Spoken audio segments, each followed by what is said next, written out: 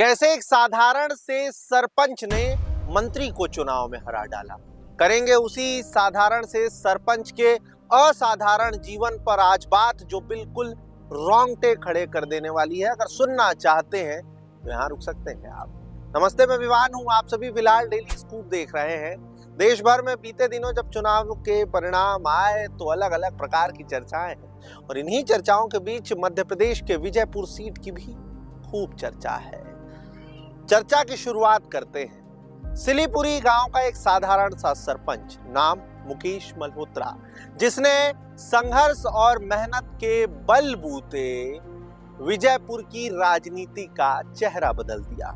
कांग्रेस की टिकट से चुनाव लड़ा और 7,300 से भी अधिक वोटों के अंतर से उसने मध्य प्रदेश के वन मंत्री रावत को हरा दिया।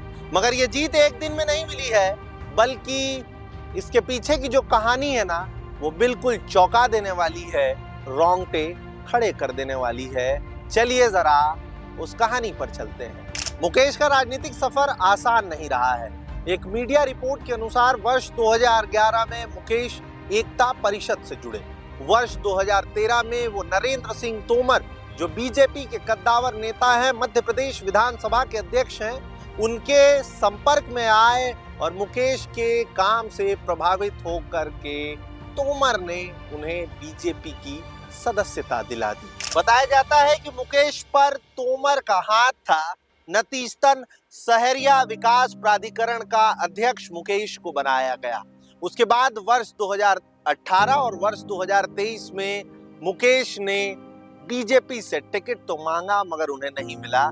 ऐसे में 18 में भी जो मुकेश थे, उन्होंने निर्दलीय चुनाव लड़ा, जीत नहीं पाए, और फिर 23 में भी निर्दलीय चुनाव लड़े, मगर उन्हें हार का मुंह देखना पड़ा।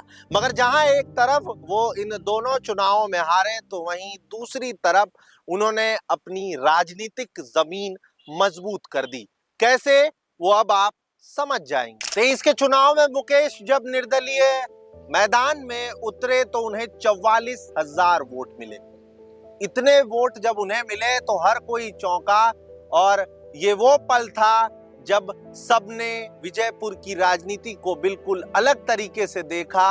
और आखिरकार इस बार जो इतने हजार वोट मुकेश को पड़े, इससे ये साफ समझ आ गया कि मुकेश की राजनीतिक जमीन विजयपुर में मजबूत हो रही है। फिर समय बदलता है।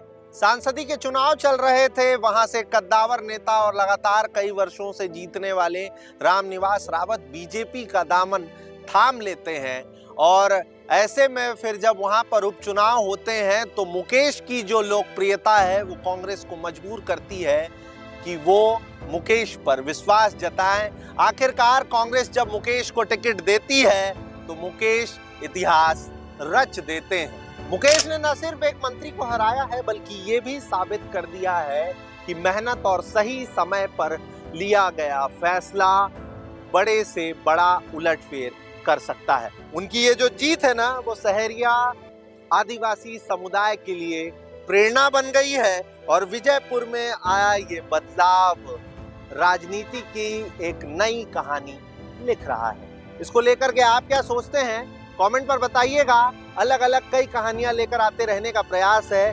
मेहनत खूब लगती है, इसलिए इतना चाहते हैं कि खबर दमदार लगी तो तुरंत शेयर कर दीजिए, लाइक करिए, कमेंट पर लिखकर जाइए कि अगली बार इससे बेहतर हम आप लोगों के लिए क्या करें। फिलहाल भोपाल में हूँ, कैमरे के उस पार अंकित हूँ।